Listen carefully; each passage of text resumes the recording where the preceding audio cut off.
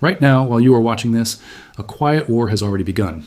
Not a war fought with missiles, not a war fought with tanks, but with something so basic, so essential to human survival, that governments classify it as a national security asset: fresh water. And Canada, a country the world often sees as peaceful, calm, and distant from global conflict, holds the greatest freshwater reserve on Earth. Experts value this resource at more than $100 trillion. The world knows it, and the race to control it is already underway. This is not conspiracy talk. This is real geopolitics. It is backed by numbers. It is happening inside boardrooms around the world. And once you understand the scale of it, you will see why Canada's fresh water is becoming the most fought over resource of the 21st century. More valuable than oil, more strategic than gold, more urgent than almost anything else on the global agenda. Start with the basics. Earth is 71% water, but 97% of that is salt water sitting in the oceans. You cannot drink it. Of the remaining 3% that is fresh water, most is locked away in glaciers and polar ice caps. So what is actually left?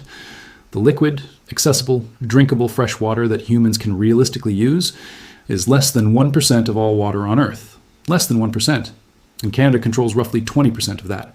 20% of the world's surface freshwater supply.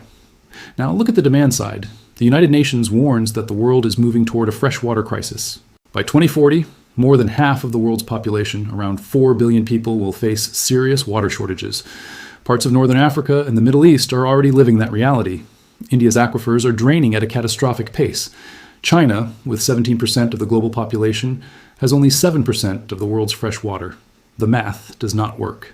And as climate change accelerates droughts, dries rivers, and pushes entire regions into water stress, the gap between demand and supply will only grow wider. So what does that mean for Canada? It means Canada does not simply have water. Canada has power. It has geopolitical leverage that the country has never fully understood, never fully used, and maybe never fully admitted to itself. That gap is where the story becomes serious. Look at the physical reality. The numbers are staggering. Canada has more than 2 million lakes. That is more lakes than the rest of the world combined. The Great Lakes alone hold 21% of surface fresh water. Lake Superior is so massive that if it were emptied across North and South America, the entire continent would be covered in 30 centimeters of water. Then there are the Mackenzie River, the Columbia, the Yukon, the St. Lawrence. Canada is not just a country with some lakes. Canada is a continent-scale freshwater machine constantly replenished by rainfall, snowpack, and glacial melt. And now comes the geopolitical pressure. The United States uses roughly 400 billion gallons of water every day. That number has been rising. The southwestern United States, states like California, Arizona, Nevada, and Colorado, is already deep inside a water crisis. Lake Mead, the largest reservoir, has been falling at an alarming rate, forcing emergency water restrictions. The Colorado River is being consumed faster than it can be refilled. Farmers, cities, and industries are pulling out more and more. And all of this is happening right beside Canada, a country with 20% of the world's fresh water, separated from some of the most water-stressed parts of the United States by nothing more than a political boundary. That is why American politicians and engineers have repeatedly floated the idea of large-scale water diversion from Canada. The most famous proposal is NWAPA, the North American Water and Power Alliance. First proposed in the 1960s, it suggested redirecting water from Canadian rivers southward into the American West. Canada made it clear that its water was not for sale, but the idea never truly died. Every time the American Southwest hits a new drought record, it comes back. Quietly, politically, technically, sometimes in public, sometimes behind the curtain. The pressure is going to return. It may already be building in ways the public cannot yet see. But the United States is not the only player watching Canada's water. This is where the story becomes global.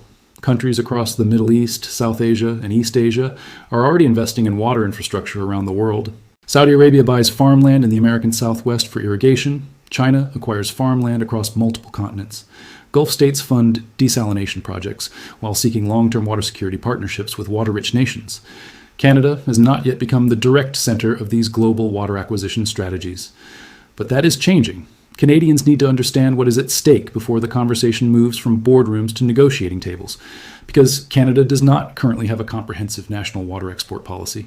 Older frameworks were not built for this world.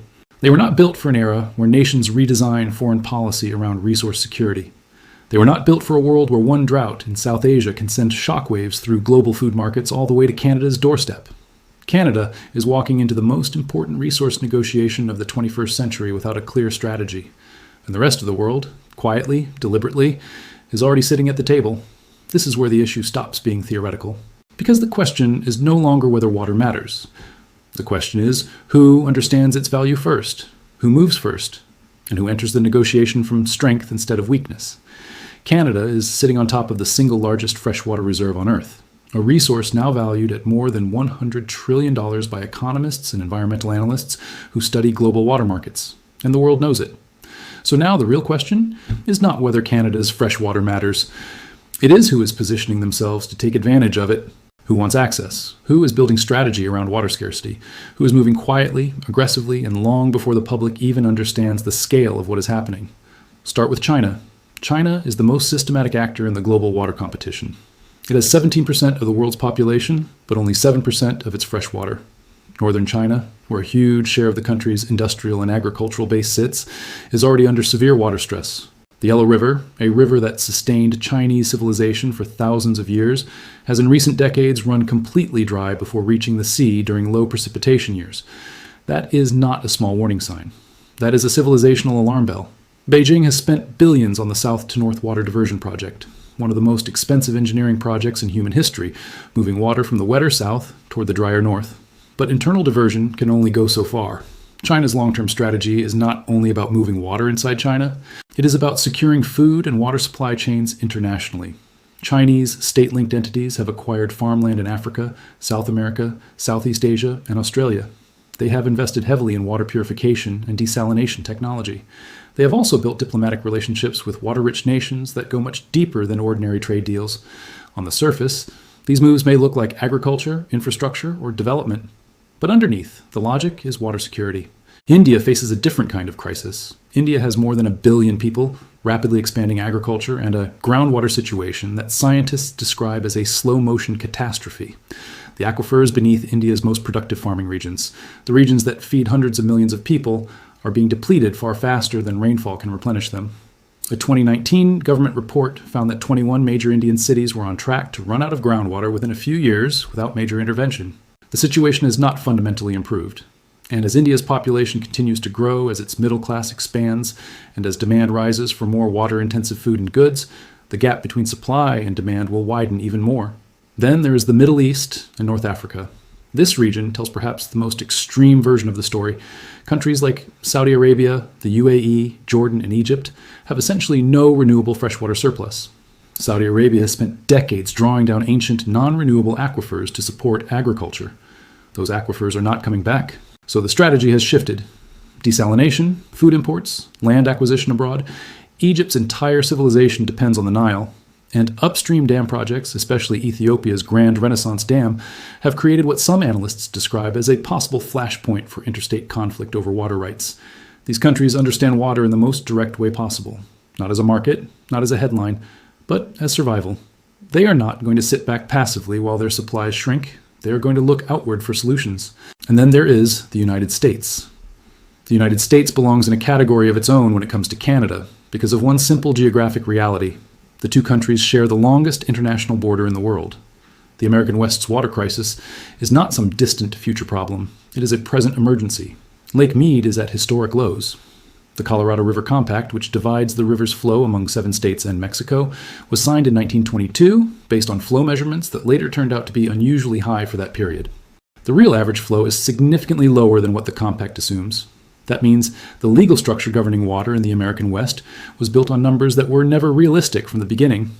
American cities like Phoenix, Las Vegas, and Los Angeles are aggressively pursuing water recycling, conservation, and new supply sources.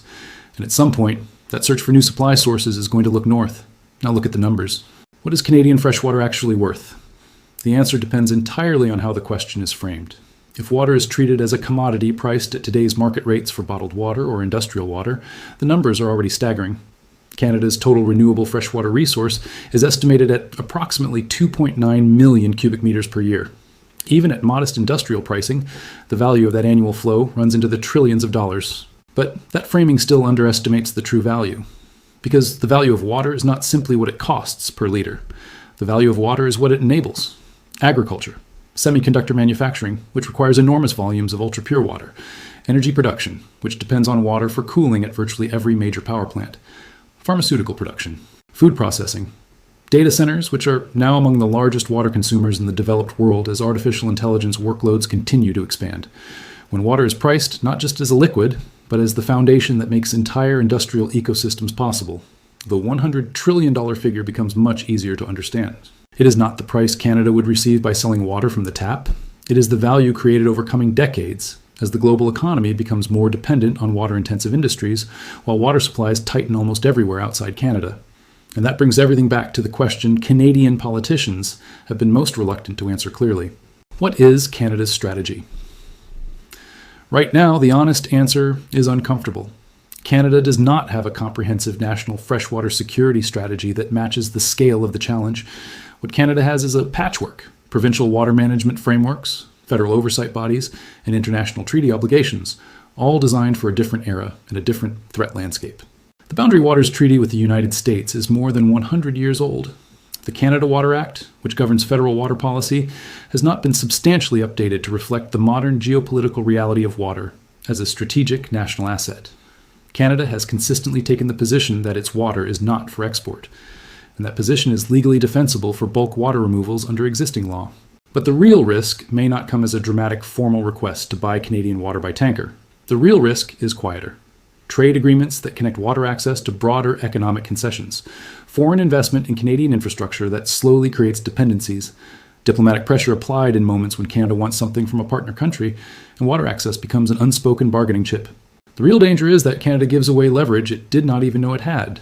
Inside negotiations it did not fully understand, in exchange for short-term gains that do not come close to the long-term value of what was traded away. That is how nations lose strategic resources. Not always through invasion, not always through open theft, sometimes through paperwork, pressure, investment, and a failure to recognize power before someone else recognizes it for you. What Canada needs now is urgent, clear, and long overdue. Canada needs a modern national water security framework that formally designates fresh water as a strategic national resource, not just an environmental issue, not just a provincial management file, not just something discussed only when floods or droughts appear on the evening news. Freshwater has to be treated with the same level of federal attention and long-term investment that Canada already applies to energy, defense, and critical infrastructure. Because in the world now forming, water is not only nature. Water is industry. Water is food.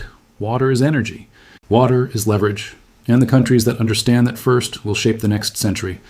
Canada needs a clear foreign investment review process, specifically for water-adjacent industries and infrastructure. That means not only direct water exports, but ports, pipelines, farmland, bottled water operations, utilities, irrigation networks, purification systems, and any asset that can quietly become a gateway to water control. Canada also needs a diplomatic strategy that clearly defines its position on water exports, water pricing, and international water partnerships before other countries force the conversation on their terms. Because when a country waits until the pressure arrives, it is already negotiating from weakness. And Canada needs a public conversation, the kind that has not yet happened at the national level, about what role Canadian water should play in a world that is running out of it. A conversation cannot be delayed forever. Can Canada help the world? Maybe. Can Canada protect its own citizens first? It must.